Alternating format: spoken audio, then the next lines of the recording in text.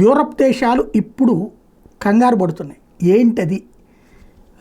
ఒక ఆఫ్రికా దేశాల నుండి అక్కడికి వచ్చి ఉండమన్నారు, యూరప్ ఇతర ముస్లిం దేశాల నుండి అక్కడికి వచ్చి ఉండమన్నారు, నాగరికతలన్నిటినీ ఒకే చోట ఉండాలని కోరుకున్నారు.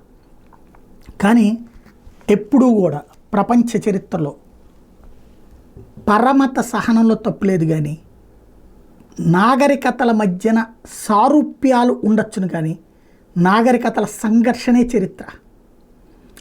ఇది గుర్తుపెట్టుకోవాలి, నాగరికతల సంఘర్షణే చరిత్ర.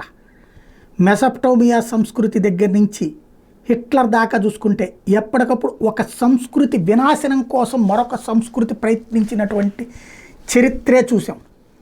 దానికి సజీవ సాక్ష్యం భారతదేశమే.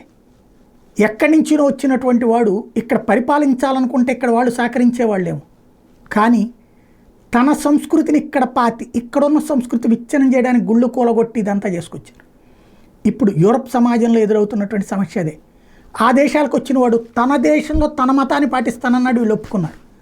కానీ క్రమంగా తన మతాచారాలే ఇక్కడ రావాలంటున్నాడు, తమ ఆచారాల ప్రకారం ఇక్కడ చట్టాలు కావాలంటున్నాడు, తమ ఆచారాల ప్రకారం ఇక్కడ ప్రజలు నడవాలంటున్నాడు.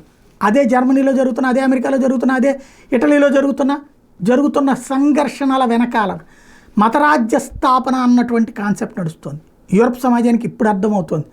క్రమంగా ఉగ్రవాద చర్యలు దానికి కారణమవుతున్నటువంటి పరిస్థితి. మరి ఈ ఇప్పుడు దీన్ని ఇవాళ ఒక్క రోజులో ఆపేయడం కష్టం, వచ్చిన వాళ్ళందరినీ వెనక పంపించేయడం కష్టం. మరి ఈ రెండు నాగరికతల సంఘర్షణలో ఎవరు మిగులుతారో చూడాలి.